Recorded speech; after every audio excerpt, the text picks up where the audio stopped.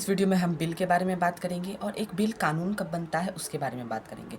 Bill कितने प्रकार के होते हैं इसके बारे में भी बात करेंगे। सबसे पहले हम जानते हैं बिल क्या होता है।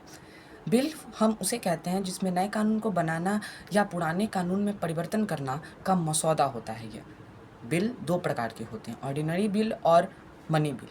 सबसे पहले हम जानते हैं मनी बिल क्या होता है। मनी बिल यानी कि धन विधेयक।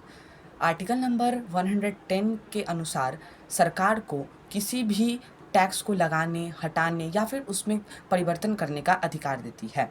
कोई भी बिल मनी बिल है या नहीं, यह लोकसभा के स्पीकर तय करते हैं। मनी बिल केवल और केवल लोकसभा में पेश किया जाता है और फिर इसे राज्यसभा में भेजा जा सकता है। राज्यसभा इसे ना तो बदल सकती है और ना ही इसमें कोई संशोधन कर सकती है। राज्यसभा केवल इसमें कुछ सुझाव दे सकती है। यह लोकसभा पे निर्भर करता है कि वो उसमें परिवर्तन करे या ना करे।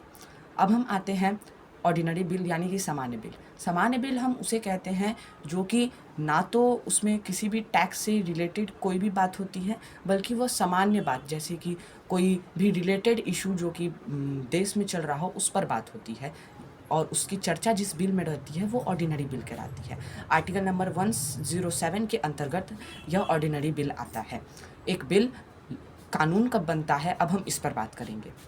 कोई भी बिल जब लोकसभा और राज्यसभा दोनों से पारित हो जाता है तो उसके बाद फिर उस पर प्रेसिडेंट यानी कि जब वो राष्ट्रपति के पास जाता है और जब राष्ट्रपति का उस पर सिग्नेचर हो जाता है तब वह बिल लॉ बनता है। तो हमने इस पूरे वीडियो में जाना कि एक बिल क्या होता है, एक बिल कानून कैसे बनता है और फिर ऑर्डिनरी बिल और मनी बिल क्या होता है।